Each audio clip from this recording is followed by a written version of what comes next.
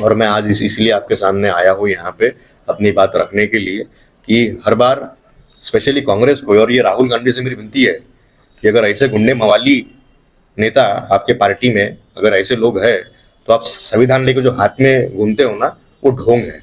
और अगर आप ढोंग नहीं करते होंगे तो ऐसे लोगों के ऊपर पहले कार्रवाई करो जो भाजपा की दलाली करते हैं। ये मैं नहीं कहता, ये कांग्रेस के ही लोग कह रहे हैं। खैर, वो कांग्रेस उनका इंटरनल मैटर है, वो लोग देखते बैठेंगे, उससे हमारा कोई लेना देना नहीं है। हमारा एक ही कहना है कि सदर थाना ये बिका हुआ है। सदर थाना पश्चिम के आमदार विकास ठाकरे के दम पे काम कर रहा है। इसके पहले भी, वो भी हम लोग अभी बताएंगे, उड़ती उड़ती खबर एक आई है, अभी मैं उसके ऊपर ज्यादा कुछ कमेंट नहीं करूंगा। गिट्टी कतान थाने पे इन्हीं में से एक लड़का एक बच्चे को रात में 1:30 बजे उड़ा देता है और वो मर जाता है, और उसकी कोई खबर कोई छापता नहीं है, कोई एफआईआर नहीं होती है, एक्सीडेंटल डेथ कर दिया जाता है उसको। इस प्रकार का काम नागपुर शहर में चल रहा है। हमारा एक ही मानना है कि मेरी रिपोर्ट शाम को, कल 18 नवंबर को शाम को 7 बजे ली गई, तो पुलिस पीआई दोपहर में 12 बजे किस आधार पे ये डिक्लेयर कर रहा है कि ये सब नाटक है? वो वीडियो भी है, उनको वो पूरे थाने में बाबा साहब की फोटो नहीं थी, मैंने उनको फोटो दिया और कहा कि यहाँ पे पहले लगाओ फोटो आखिरी में, और वो बाबा साहब की फोटो को देखते रहो, और ये अपने दिमाग में लेके आओ कि तुम पुलिस वाले हो, जज नहीं। आप लोग जज नहीं हो, वो काम जज का है। कौन आरोपी है, कौन नाटक कर रहा है, किसके ऊपर चोट लगी, किसने क्या किया, वो सब जज करेगा। ये पुलिस वाले डिसाइड कैसे कर ले रहे?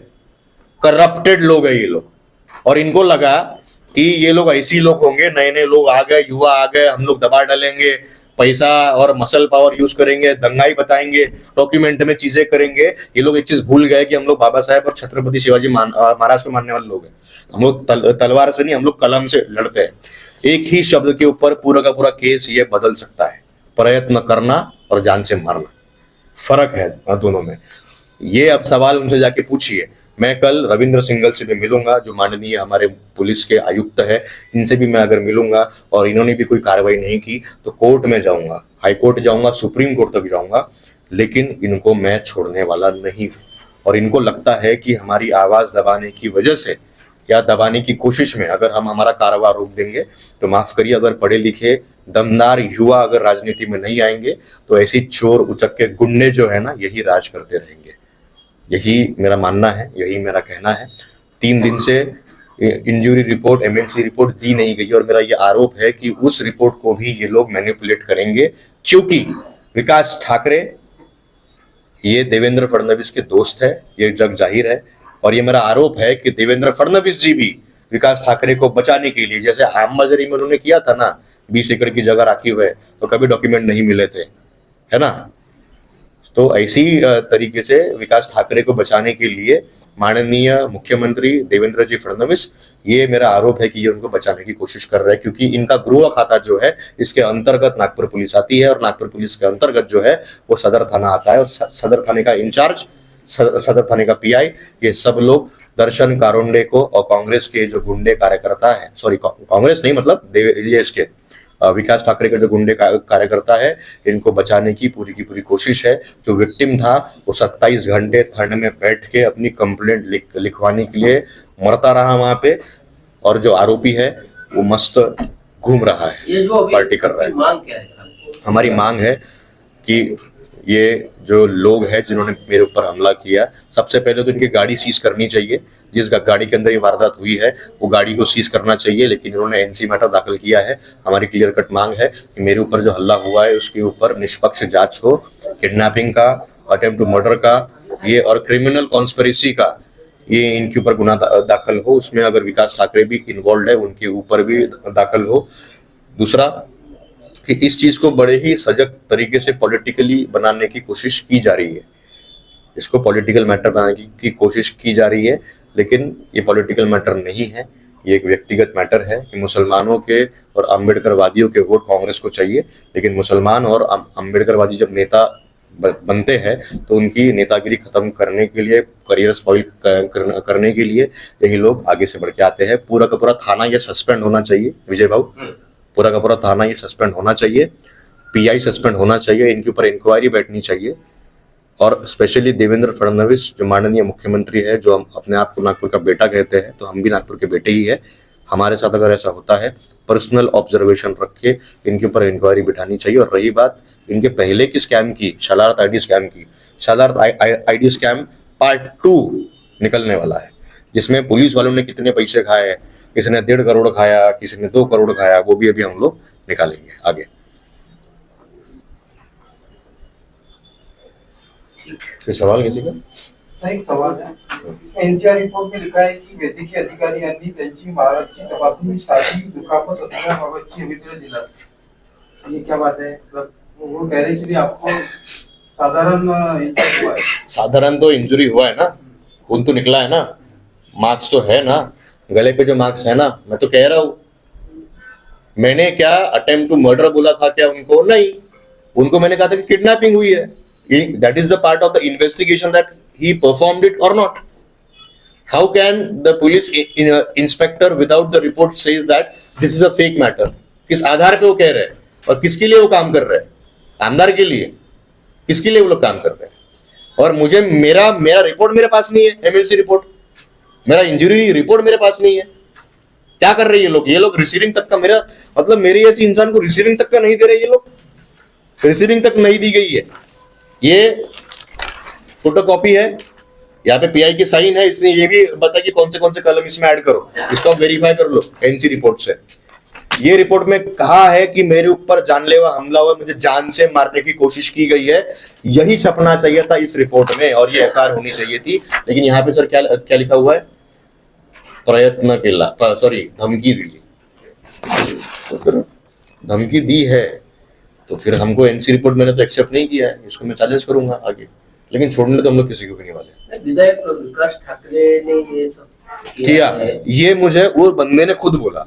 हाँ। उसने जब मेरा गला दबाया ना, मुझे तो कारण ही नहीं पता, मुझे तो कारण ही नहीं पता। उसने जितनी बातें बोली वही मैं बोल रहा हूँ उस वक्त। और विकास ठाकरे ने, मैं उनके कॉन्स्टिट्यूंसी का बेटा हूँ, उन्होंने इसकी दखल लेनी चाहिए।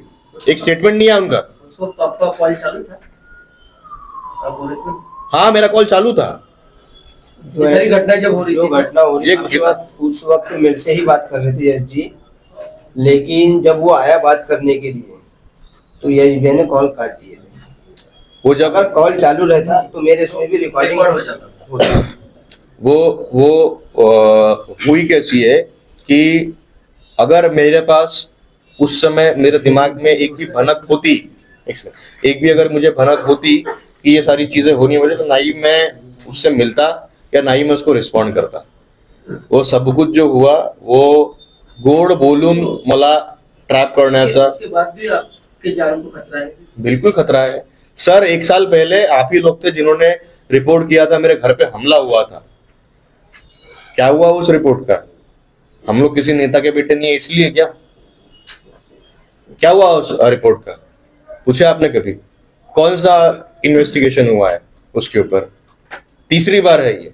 एक बार संविधान चौक पे भारत बंद के वक्त हम लोगों ने जो आंदोलन किया था उस वक्त भी हमारे ऊपर हमला हुआ था 21 अगस्त को। उसके बाद मेरे घर पे हमला हुआ था, उसके बाद बहुत सारी धमकियां भी मिली है, ये सब तो आपको पता ही है। 4 दिन पहले भी भाजपा के वार्ड के अध्यक्ष की भी हत्या हुई। निंदनीय है ये चीज। भले कैसा देखते हैं आप? भाजपा, कांग्रेस या जन बदलाव पार्टी, हमारी विचारधारा ये अलग हो सकती है, लेकिन हमारे कोई दुश्मन नहीं है। हमारी लड़ाई विचारों की है, मुद्दों की है। अगर आप इसको बिहार जैसा जंगल राज बनाना चाहते हो तो वैसा आप बोल दो, हम लोग तो ये होने नहीं देंगे। मेरी दुश्मनी क्या है विकास ठाकरे से? कुछ भी नहीं है, कुछ भी नहीं है। मैं तो उनको शुभकामनाएं देने के लिए फोन किया था। किडनैपिंग में कितने लड़के थे?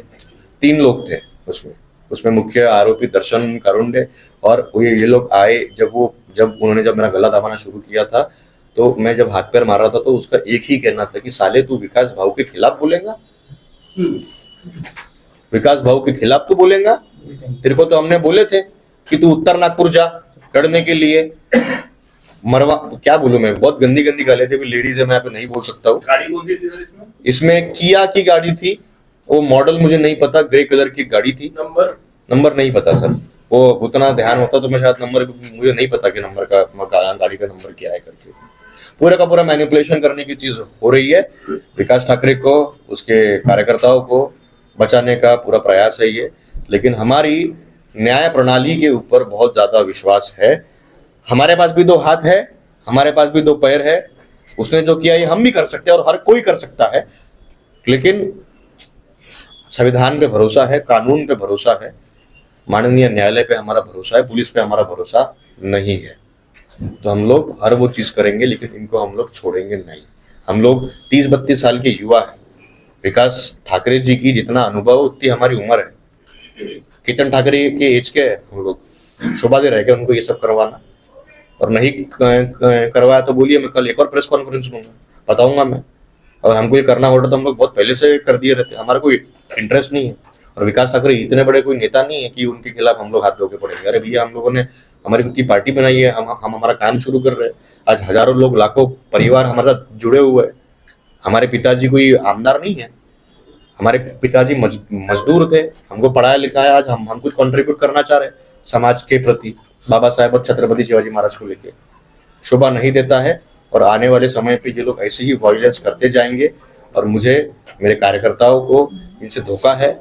अगर पुलिस प्रणाली जो है ये ऐसे ही काम करती रही तो मुझे लगता है कि ये पुलिस स्टेट बन चुका है, और पुलिस थानों का जो नामकरण है वो थानों का चेंज करके न्यायालय कर देना चाहिए, क्योंकि ज्यूडिशरी के पहले पुलिस वाले ही जो है वो डिसीजन दे देते हैं। आपने एक वीडियो वायरल किया था 4 बजे का, जब थाने में कोई नहीं थे, उसके ऊपर सवाल भी पूछा गया, लेकिन उन्होंने जवाब नहीं दिया। नहीं देंगे वो लोग जवाब। अरे पीआई ने खुद, मैं बता रहा हूँ ना, जाते वक्त ही हमारे कार्यकर्ता बता रहे थे, जब वो दर्शन कारोंडे और विकास ठाकरे के जो लोग थे वहां पे जब बैठे हुए थे उसके कैबिन में, पहला सवाल तो यही है कि अगर ये पूरा का पूरा फेक मैटर है, यश गौरखेड़े का ये पूरा फेक मैटर है, तो मुझे फिर एमएलसी के लिए भेजा क्यों? मेयो हॉस्पिटल में क्यों मुझे भेजा आपने?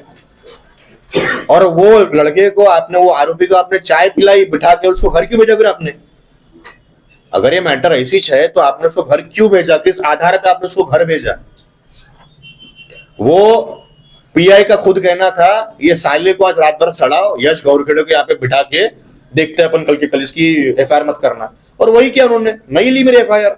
नरेंद्र ताइडे जो एपीआई है, जिसके नाइट इंचार्ज थे, उनका क्या बोलना? वो एक नंबर के दारू पिए हुए इंसान है, और हमारा आरोप है कि उन्होंने भी बहुत सारा करप्शन किया है, बहुत सारा पैसा खाया है। दारू पी के वो लोग बात कर रहे थे, और हमारे सपोर्ट के लिए मैं तहे दिल से धन्यवाद करूंगा आम आदमी पार्टी के कार्यकर्ताओं का, लड़कों का, स्ट्रीट वेंडर्स का, स्टूडेंट्स का, महिलाओं का। 10 डिग्री सेल्सियस में भी वो रात भर डटे रहे हमारे साथ, मुझे छोड़ के वो लोग अकेले गए नहीं। वो ताइडे जो है, वो ताइडे को भी अभी हम लोग एक्सपोज करेंगे, किसने किससे कितने पैसे उठाया शरारत आईडी स्कैम में, किसने क्या किया, वो सब कुछ अभी हम लोग बताएंगे। जैसे कि मैंने बताया कि शरारत आईडी जो स्कैम है, वो शरारत आईडी स्कैम में पार्ट 2 बहुत जल्दी आने वाला है। इन्होंने जो हरकत की है, इनको ये पता चलेगा कि किसी के ऊपर भी, यश गौरखेड़े छोड़ो, किसी के ऊपर भी हाथ उठाना और किसी की भी रिपोर्ट को मैनिपुलेट करना कितना भारी पड़ता है, ये पुलिस डिपार्टमेंट को याद रखना पड़ेगा। और मेरा नाम यश गौरखेड़े है, मैं किसी से नहीं डरता, मतलब मैं नहीं डरता, मैं संविधान को मानने वाला हूं। हम लोग वायलेंस पे समर्थन नहीं करते।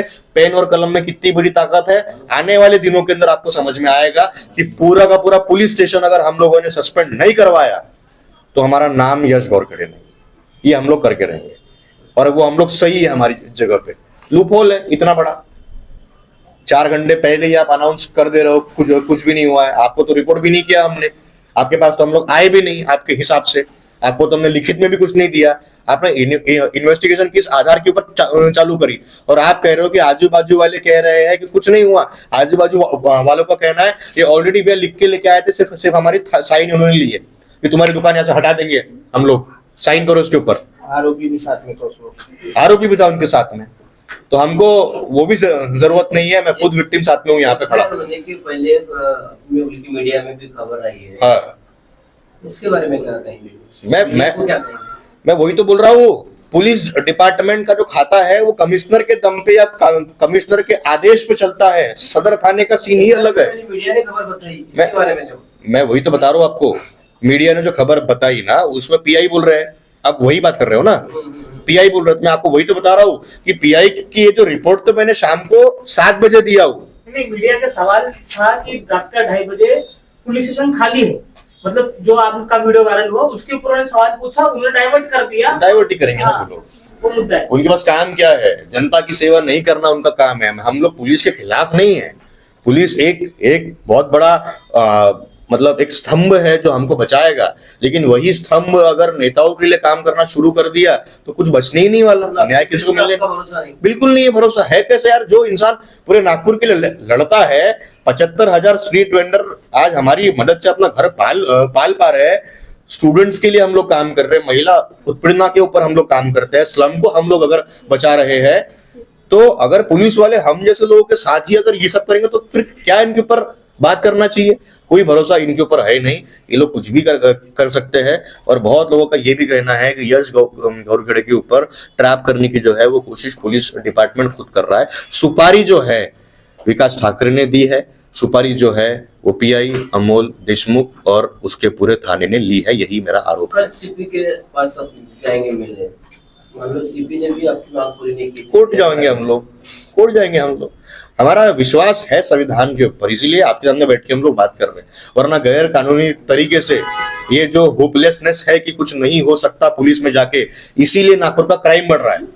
लोगों को पता है क्या लगता है कि भैया मर्डर करके जेल में चले जाओ, लेकिन पुलिस के पास मत जाओ, क्योंकि पुलिस का बिहेवियर ये रहता है। पुलिस जनता के लिए है, लेकिन पुलिस गुंडों जैसा बिहेव करती है लोगों के साथ।